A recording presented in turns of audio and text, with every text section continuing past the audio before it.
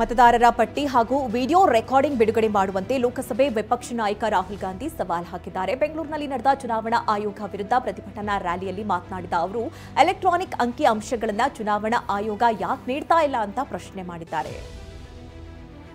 ಮತಗಳ್ಳತನ ಆರೋಪ ವಿಚಾರ ಮುಂದಿಟ್ಟುಕೊಂಡು ಲೋಕಸಭಾ ವಿಪಕ್ಷ ನಾಯಕ ರಾಹುಲ್ ಗಾಂಧಿ ಪ್ರಧಾನಿ ವಿರುದ್ಧವಾಗಿ ವಾಗ್ದಾಳಿಯನ್ನ ನಡೆಸಿದ್ದಾರೆ. ಕೇವಲ 25 ಸೀಟ್ ಅಂತರದಲ್ಲಿ ಮೋದಿ ಪ್ರಧಾನಿ ಆಗಿರೋದು, ಒಂದು ಸೀಟ್ ಕದ್ದಿದ್ದಾರೆ ಅಂತ ನಾನು ತೋರಿಸಿದ್ದೀನಿ, ಮತ ಕದ್ದು ಪ್ರಧಾನಿಯಾಗಿದ್ದಾರೆ ಅಂತ ಸಾಬೀತು ಮಾಡ್ತೀವಿ ಅಂತ ಗುಡುಗಿದ್ದಾರೆ. ಇನ್ನು ಕಾಂಗ್ರೆಸ್ ರ್ಯಾಲಿಯಲ್ಲಿ ಪಾಲ್ಗೊಂಡಿದ್ದ ರಾಹುಲ್ ಗಾಂಧಿ ಕೇಂದ್ರ ಚುನಾವಣಾ ಆಯೋಗಕ್ಕೆ ಪಂಚ ಪ್ರಶ್ನೆ ಕೇಳಿದ್ದಾರೆ. ಚುನಾವಣಾ ಆಯೋಗ ಯಾಕೆ ಡಿಜಿಟಲ್ ದಾಖಲೆ ನೀಡ್ತಾ ಇಲ್ಲ? ಬಹುದೊಡ್ಡ ವಂಚನೆಯನ್ನ ಯಾಕೆ ಮಾಡಲಾಗ್ತಾ ಇದೆ? ಬಿಜೆಪಿ ಏಜೆಂಟ್ ರೀತಿ ಯಾಕೆ ಆಯೋಗ ನಡೆದುಕೊಳ್ತಾ ಇದೆ? ವಿರೋಧ ಪಕ್ಷವನ್ನ ಯಾಕೆ ಬೆದರಿಸಲಾಗ್ತಾ ಇದೆ? ಯಾಕೆ ವಿಡಿಯೋ ಫುಟೇಜ್ ಡಿಲೀಟ್ ಮಾಡಲಾಗ್ತಾ ಇದೆ ಅಂತ ಕೇಳಿದ್ದಾರೆ.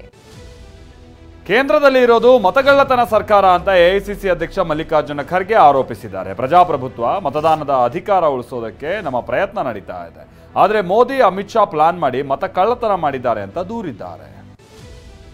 ಕೇಂದ್ರ ಚುನಾವಣಾ ಆಯೋಗವು ಬಿಜೆಪಿಯ ಬ್ರಾಂಚ್ ಆಫೀಸ್ ಆಗಿ ಕೆಲಸ ಮಾಡ್ತಾ ಇದೆ ಅಂತ ಮುಖ್ಯಮಂತ್ರಿ ಸಿದ್ದರಾಮಯ್ಯ ಆರೋಪಿಸಿದ್ದಾರೆ.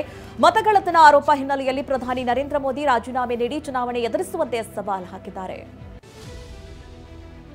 ಮಹದೇವಪುರ ವಿಧಾನಸಭಾ ಕ್ಷೇತ್ರದಲ್ಲಿ ಮತಗಳ್ಳತನ ಆರೋಪ ಹಿನ್ನೆಲೆಯಲ್ಲಿ ಚುನಾವಣಾ ಆಯೋಗಕ್ಕೆ ರಾಹುಲ್ ಗಾಂಧಿ ದೂರನ್ನ ನೀಡದೆ ಖರ್ಗೆ ನಿವಾಸಕ್ಕೆ ತೆರಳಿದ್ದಾರೆ. ಚುನಾವಣಾ ಆಯೋಗ ಕಚೇರಿಗೆ ತೆರಳುತ್ತೀವಿ ಅಂತ ಕೆಪಿಸಿಸಿ ಅಧ್ಯಕ್ಷ ಡಿಕೆ ಶಿವಕುಮಾರ್ ಹೇಳಿದ್ದರು, ಆದರೆ ದೂರನ್ನ ಕೊಡದೆ ರಾಹುಲ್ ಖರ್ಗೆ ನಿವಾಸಕ್ಕೆ ತೆರಳಿದ್ದಾರೆ. ಮತಗಳ್ಳತನ ಆರೋಪ ಮಾಡಿರುವ ಸಂಸದ ರಾಹುಲ್ ಗಾಂಧಿ ಹಾಗೂ ಕೇಂದ್ರ ಚುನಾವಣಾ ಆಯೋಗ ನಡುವೆ ಜಟಾಪಟಿ ತೀವ್ರಗೊಂಡಿದೆ. ರಾಹುಲ್ ಗಾಂಧಿ ಆರೋಪಕ್ಕೆ ಚುನಾವಣಾ ಆಯೋಗ ಟಕ್ಕರ್ ನೀಡೋಕೆ ಮುಂದಾಗಿದೆ. ಆರೋಪದ ಘೋಷಣೆಗೆ ರಾಹುಲ್ ಗಾಂಧಿ ಸಹಿ ಹಾಕಬೇಕು, ಇಲ್ಲವಾದಲ್ಲಿ ದೇಶದ ಜನತೆಯಲ್ಲಿ ಕ್ಷಮೆಯಾಚಿಸಬೇಕು ಅಂತ ಹೇಳಿದೆ. ಮತಗಳ್ಳತನ ಆಗಿದೆ ಅಂತ ಸಾಕ್ಷ್ಯ ನೀಡಿದ್ದೀವಿ ಅಂತ ಸಚಿವ ಪ್ರಿಯಾಂಕ ಖರ್ಗೆ ಹೇಳಿದ್ದಾರೆ. ಬಿಜೆಪಿಯವರು ಸುಳ್ಳು ಅಂತ ಪ್ರೂವ್ ಮಾಡಲಿ, ನಾನೇ ರಾಜಕೀಯ ನಿವೃತ್ತವನ್ನು ತೆಗೆದುಕೊಳ್ತೀನಿ ಅಂತ ಸವಾಲ್ ಹಾಕಿದ್ದಾರೆ. ಚುನಾವಣಾ ಆಯೋಗದವರು ಯಾಕೆ ಪರಿಶೀಲಿಸಲಿಲ್ಲ? ಮತಗಳ್ಳತನ ಅಲ್ಲದೆ ಇನ್ನೇನಿದು ಅಂತ ಆಕ್ರೋಶ ಹೊರಹಾಕಿದ್ದಾರೆ. ಮೂರ್ಖರ ಮಾತನ್ನ ನಂಬಿ ರಾಹುಲ್ ಪ್ರತಿಭಟನೆ ಮಾಡಿದ್ದಾರೆ ಅಂತ ಬಿಜೆಪಿ ರಾಜ್ಯಾಧ್ಯಕ್ಷ ಬಿವೈ ವಿಜೇಂದ್ರ ವಾಗ್ದಾಳಿ ನಡೆಸಿದ್ದಾರೆ. 2019ರಲ್ಲಿ ಬಿಜೆಪಿ 25 ಲೋಕಸಭೆ ಸ್ಥಾನ ಗೆದ್ದಿತ್ತು. ಈ ಬಾರಿಯ ಚುನಾವಣೆಯಲ್ಲಿ 17 ಸ್ಥಾನ ಗೆದ್ದಿದ್ದೇವೆ. ಆಗ ಚುನಾವಣೆ ಅಕ್ರಮ ನಡೆದಿದೆ ಎನ್ನಬಹುದಾ ಅಂತ ಪ್ರಶ್ನೆ ಮಾಡಿದ್ದಾರೆ. ರಾಹುಲ್ ಗಾಂಧಿ ಪಾರ್ಟಿ ಮಾಡೋಕೆ ಬೆಂಗಳೂರಿಗೆ ಬಂದಿದ್ರೋ, ಇಲ್ಲ ಬಿರಿಯಾನಿ ತಿನ್ನೋಕ್ ಬಂದವರೋ, ಇಲ್ಲ ಸಿಎಂ ಡಿಸಿಎಂಗಳ ಜಗಳ ಬಿಡಿಸೋಕ್ ಬಂದವರೋ ಅಂತ ವಿಧಾನಸಭಾ ವಿಪಕ್ಷ ನಾಯಕ ಆರ್ ಅಶೋಕ್ ಲೇವಡಿ ಮಾಡಿದ್ದಾರೆ.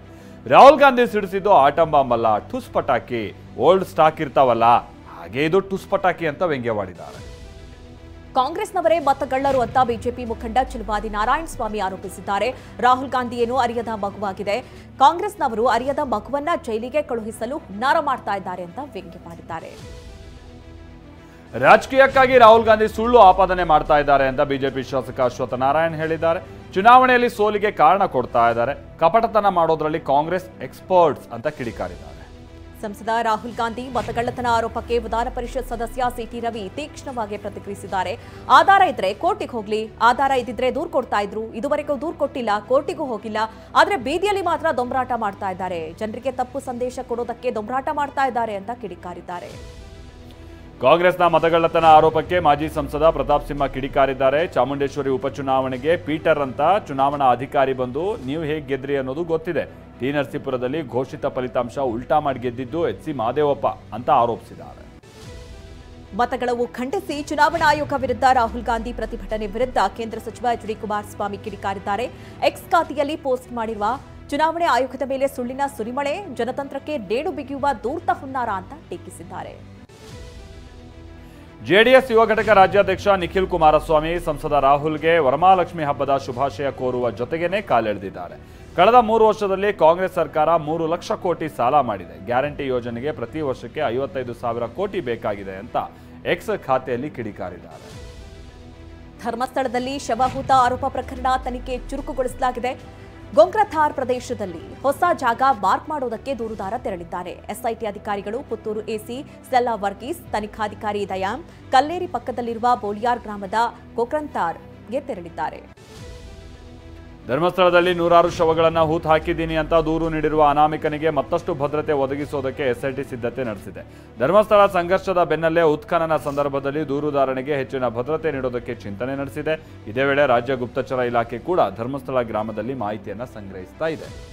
ಧರ್ಮಸ್ಥಳ ಪ್ರಕರಣದ ದೂರುದಾರನ ಜೊತೆ ಕೆಲಸ ಮಾಡ್ತಾ ಇದ್ದವರನ್ನ ಎಸ್ಐಟಿ ಪತ್ತೆ ಹಚ್ಚಿದೆ. ತಮಿಳುನಾಡು ಮೂಲದ ಸಫಾಯಿ ಕರ್ಮಚಾರಿಗಳಾಗಿ ಕೆಲಸ ಮಾಡಿದ್ದ 5 ಪತ್ತೆ ಮಾಡಲಾಗಿದೆ. ಅವರ ಹೇಳಿಕೆಯನ್ನ ಎಸ್ಐಟಿ ದಾಖಲಿಸಿಕೊಂಡಿದೆ. ಧರ್ಮಸ್ಥಳ ಗ್ರಾಮ ಪಂಚಾಯಿತಿಯಿಂದ ಪಡೆದ ಹಳೆಯ ದಾಖಲೆ ಇಟ್ಕೊಂಡು ಎಸ್ಐಟಿ ತನಿಖೆ ನಡೆಸ್ತಾ ಇದೆ. ಶವಗಳನ್ನು ಹೂತಿಟ್ಟ ಆರೋಪ ಪ್ರಕರಣದ ತನಿಖೆ ಹೆಸರಿನಲ್ಲಿ ಹಿಂದೂಗಳ ಪವಿತ್ರ ದೇವಾಲಯ ಮಂಜುನಾಥ ಸ್ವಾಮಿಗೆ ಯಾವುದೇ ಧಕ್ಕೆ ಆಗಬಾರದು ಅಂತ ಸಂಸದ ಜಗದೀಶ್ ಶೆಟ್ಟರ್ ಹೇಳಿದ್ದಾರೆ. ಧರ್ಮಸ್ಥಳ ವಿಚಾರದಲ್ಲಿ ಸರ್ಕಾರ ಎಸ್ಐಟಿ ತನಿಖೆ ನಡೆಸ್ತಾ ಇದೆ, ಮಾಡಲಿ, ಯಾವುದೇ ಅಭ್ಯಂತರ ಇಲ್ಲ. ಆದರೆ ಹಿಂದೂಗಳ ಭಾವನೆಗೆ ದೇವಾಲಯಕ್ಕೆ ಧಕ್ಕೆ ಆಗಬಾರ್ದು ಅಂತ ಹೇಳಿದ್ದಾರೆ. ಮಂಡ್ಯ ಜಿಲ್ಲೆ ಮಳವಳ್ಳಿಯಲ್ಲಿ ಪೋಷಕರು ಹುಟ್ಟಿದ ಒಂದೇ ದಿನಕ್ಕೆ ಮಗು ಬೇಡ ಅಂದ್ಬಿಟ್ಟಿದ್ದಾರೆ. ಬಡತನದ ಕಾರಣ ಮಗು ನಮಗೆ ಸಾಕಕ್ಕಾಗಲ್ಲ ಅಂತ ಸಾಂತ್ವನ ಕೇಂದ್ರಕ್ಕೆ ಹಸ್ತಾಂತರ ಮಾಡಿದ್ದಾರೆ. ಈಗ ಆಲ್ರೆಡಿ 4 ವರ್ಷದ ಮಗು ಇದ್ದು ಕಷ್ಟಪಡ್ತಾ ಇದ್ವಿ, ಮಗುವನ್ನ ಯಾರಿಗಾದರೂ ಕೊಟ್ಬಿಡುವಂತೆ ಮನವಿ ಮಾಡಿದ್ದಾರೆ. ಉತ್ತರ ಕನ್ನಡ ಜಿಲ್ಲೆಯಲ್ಲಿ ತಾಳಿ ಕಟ್ಟದೆ ಪ್ರಿಯತಮಿಗೆ ಯುವಕ ತಾಯಿ ಭಾಗ್ಯ ಕರುಣಿಸಿದ್ದಾನೆ. ಪ್ರಿಯತಮಿಗೆ ಗರ್ಭಪಾತ ಮಾಡಿಸಿ ಬೇರೊಬ್ಬಳಿಗೆ ತಾಳಿ ಕಟ್ಟಿದ್ದಾನೆ. ಮೈಸೂರಿನಲ್ಲಿ ಎಪಿಎಂಸಿ ಮಾಜಿ ಉಪಾಧ್ಯಕ್ಷನ ಮನೆಯಲ್ಲಿ 2 ಜಿಂಕೆ ಕೊಂಬುಗಳು ಪತ್ತೆಯಾಗಿದೆ. ನಂಜನಗೂಡು ತಾಲೂಕು ಹೊಸಕೆಟೆ ಗ್ರಾಮದಲ್ಲಿ ಎಪಿಎಂಸಿ ಮಾಜಿ ಉಪಾಧ್ಯಕ್ಷ ಶಿವಕುಮಾರ್ ಅವರಿಗೆ ಸೇರಿದ ಮನೆಯಲ್ಲಿ ಕೊಂಬುಗಳನ್ನು ವಶಕ್ಕೆ ಪಡೆಯಲಾಗಿದೆ. ಆರೋಪಿ ಶಿವಕುಮಾರ್ ನಾಪತ್ತೆಯಾಗಿದ್ದಾರೆ. ಮೈಸೂರಿನ ಬಂಡಿಪಾಳ್ಯದಲ್ಲಿ 2 ಅಂಗಡಿಗಳಲ್ಲಿ ಕಳ್ಳತನ ನಡೆದಿದೆ. ಅಂಗಡಿಗಳ ರೋಲಿಂಗ್ ಶಟರ್ ಮೀಟಿ ಕಳವು ಮಾಡಲಾಗಿದೆ. ನಗದು ಸೇರಿ ಕೆಲವು ವಸ್ತುಗಳನ್ನು ಕಳ್ಳರು ಕಳವು ಮಾಡಿದ್ದಾರೆ. ಮೈಸೂರು ದಕ್ಷಿಣ ಪೊಲೀಸ್ ಠಾಣಾ ವ್ಯಾಪ್ತಿಯಲ್ಲಿ ಪ್ರಕರಣ ನಡೆದಿದೆ.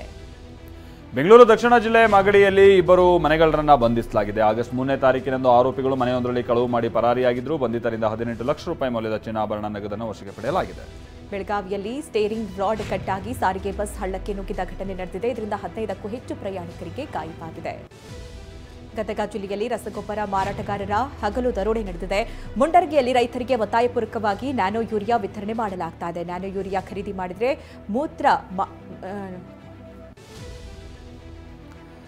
ದಾವಣಗೆರೆ ಜಿಲ್ಲೆ ಜಗಳೂರಿನಲ್ಲಿ ಯೂರಿಯಾ ಗೊಬ್ಬರ ಹೊತ್ತು ತಂದ ಲಾರಿಗೆ ಪೊಲೀಸ್ ಭದ್ರತೆಯನ್ನು ಒದಗಿಸಲಾಗಿದೆ. ಪೊಲೀಸ್ ಠಾಣೆ ಆವರಣದಲ್ಲಿ 3 ಲಾರಿಗಳನ್ನು ನಿಲ್ಲಿಸಲಾಗಿದೆ. ಮುಂಜಾಗ್ರತಾ ಕ್ರಮವಾಗಿ ಪೊಲೀಸರು ಈ ಕ್ರಮ ತೆಗೆದುಕೊಂಡಿದ್ದಾರೆ. ರಾಯಚೂರಲ್ಲಿ ಭಿಕ್ಷುಕಿಯೊಬ್ಬರು ದೇವಸ್ಥಾನ ಜೀರ್ಣೋದ್ಧಾರಕ್ಕಾಗಿ 1 ಲಕ್ಷಕ್ಕಿಂತ ಹೆಚ್ಚು ಹಣ ದಾನ ಮಾಡಿದ್ದಾರೆ. ಬೆಜ್ಜನಗೆರೆ ಗ್ರಾಮದ ಭಿಕ್ಷುಕಿ ರಂಗಮ್ಮ 1,80,000 ರೂಪಾಯಿಗಳನ್ನು ಆಂಜನೇಯ ದೇವಸ್ಥಾನ ಜೀರ್ಣೋದ್ಧಾರಕ್ಕೆ ದಾನ ಮಾಡಿದ್ದಾರೆ. ತುಮಕೂರಿನ ಗೊರವನಹಳ್ಳಿ ಮಹಾಲಕ್ಷ್ಮಿ ದೇವಾಲಯದಲ್ಲಿ ಹಬ್ಬ ಕಳೆಗಟ್ಟಿದೆ. ದೇವಿಯನ್ನ ವಿವಿಧ ಹೂಗಳಿಂದ ಅಲಂಕಾರ ಮಾಡಲಾಗಿದೆ. ಬೆಳಗ್ಗೆ 6 ಗಂಟೆಯಿಂದಲೇ ತಾಯಿ ಮಹಾಲಕ್ಷ್ಮಿ ದೇವಿಗೆ ವಿಶೇಷ ಪೂಜೆ ಪುನಸ್ಕಾರ ಸಲ್ಲಿಸಲಾಗ್ತಾ ಇದೆ. ಮೈಸೂರಿನಲ್ಲಿ ವರಮಹಾಲಕ್ಷ್ಮಿ ಹಬ್ಬದ ಸಂಭ್ರಮ ಜೋರಾಗಿದೆ. ಹಂಸ ಬಡಾವಣೆಯ ಮನೆಯೊಂದರಲ್ಲಿ ವರಮಹಾಲಕ್ಷ್ಮಿ ವಿಶೇಷ ಅಲಂಕಾರ ಮಾಡಲಾಗಿದೆ. ಗಜಲಕ್ಷ್ಮಿ ಅಲಂಕಾರದಲ್ಲಿರುವ ಲಕ್ಷ್ಮಿಯನ್ನ ವಿವಿಧ ಪುಷ್ಪಗಳಿಂದ ಸಿಂಗರಿಸಲಾಗಿದೆ. ಉತ್ತರಾಖಂಡ್ನ ಉತ್ತರ ಕಾಶಿಯಲ್ಲಿ ಸಂಭವಿಸಿದ ಮೇಘಸ್ಫೋಟದ ಬಳಿಕ ದರಾಲಿ ಪಟ್ಟಣವೇ ನರಕದಂತೆ ಬದಲಾಗಿ ಹೋಗಿದೆ. ಮೇಘಸ್ಫೋಟ ಪ್ರವಾಹಕ್ಕೆ ನಲುಗಿರುವ ದರಾಲಿಯ ಡ್ರೋನ್ ದೃಶ್ಯ ಭೀಕರತೆಯನ್ನ ಹೇಳ್ತಾ ಇದೆ. ಉತ್ತರಾಖಂಡ್ನ ಗಂಗನಾನಿಯಲ್ಲಿ ಪ್ರವಾಹಕ್ಕೆ ಸೇತುವೆ ಕೊಚ್ಕೊಂಡು ಹೋಗಿದೆ. ಪ್ರವಾಹದ ಹೊಡೆತಕ್ಕೆ ಸೇತುವೆ ಸಂಪೂರ್ಣವಾಗಿ ಮಾಯ ಆಗಿ ಹೋಗಿದೆ. ಸೇನೆ ತಾತ್ಕಾಲಿಕ ಸೇತುವೆ ನಿರ್ಮಿಸ್ತಾ ಇದೆ. ಉತ್ತರಾಖಂಡ್ನಲ್ಲಿ ಶೋಧ ಕಾರ್ಯ, ರಕ್ಷಣಾ ಕಾರ್ಯ ಭರದಿಂದ ಸಾಗಿದೆ. ಹೆಲಿಕಾಪ್ಟರ್ ಮೂಲಕ ಸೇನಾಪಡೆ ಕಾರ್ಯಾಚರಣೆ ನಡೆಸ್ತಾ ಇದೆ. 100 ಜನರನ್ನ ಹೆಲಿಕಾಪ್ಟರ್ ಮೂಲಕ ರಕ್ಷಿಸಿ ಸುರಕ್ಷಿತ ಪ್ರದೇಶಕ್ಕೆ ಸ್ಥಳಾಂತರಿಸಲಾಗಿದೆ. ಜಮ್ಮು ಕಾಶ್ಮೀರದಲ್ಲಿ ಮಳೆಯ ಆರ್ಭಟಕ್ಕೆ ಕೋಲಾಹಲವೇ ಸೃಷ್ಟಿಯಾಗಿದೆ. ಕತುವಾದಲ್ಲಿ ಬೆಟ್ಟ ಕುಸಿದು ವಾಹನ ಸಂಚಾರಕ್ಕೆ ಅಡಚಣೆಯಾಗಿದೆ. ರಾಷ್ಟ್ರ ರಾಜಧಾನಿಯಲ್ಲಿ ಯಮುನಾ ನದಿ ಬೋರ್ಗರಿತಾ ಇದೆ. ಯಮುನೆ ಅಪಾಯದ ಮಟ್ಟ ಮೀರಿ ಹರಿತಾ ಇದ್ದಾಳೆ. ಹಳೆ ರೈಲ್ವೆ ಸೇತುವೆ ಸಮೀಪ ನದಿ ಅಪಾಯದ ಮಟ್ಟ ಮೀರಿ ಹರಿತಾ ಇದ್ದು ದೆಹಲಿಯ ಹಲವು ಪ್ರದೇಶಗಳಿಗೆ ಜಲ ದಿಗ್ಬಂಧನದ ಭೀತಿ ಎದುರಾಗಿದೆ. ಕಾಂತಾರ 1ರ ಚಿತ್ರದಲ್ಲಿ ರುಕ್ಮಿಣಿ ವಸಂತ್ ಕನಕವತಿಯಾಗಿ ಕಾಣಿಸಿಕೊಳ್ತಾ ಇದ್ದಾರೆ. ವರಮಹಾಲಕ್ಷ್ಮಿ ಹಬ್ಬದ ಹಿನ್ನೆಲೆ ಚಿತ್ರತಂಡ ರುಕ್ಮಿಣಿ ವಸಂತ್ ಅವರ ಫಸ್ಟ್ ಲುಕ್ ಅನ್ನು ರಿಲೀಸ್ ಮಾಡಿದೆ. ಫಸ್ಟ್ ಲುಕ್ ನಲ್ಲಿ ರಾಣಿಯಂತೆ ಕಾಣಿಸಿಕೊಂಡಿರುವ ರುಕ್ಮಿಣಿ ವಸಂತ್ ಪಾತ್ರದ ಬಗ್ಗೆ ಸಿನಿ ಪ್ರೇಮಿಗಳಲ್ಲಿ ಕುತೂಹಲ ಹೆಚ್ಚಾಗ್ತಾ ಇದೆ.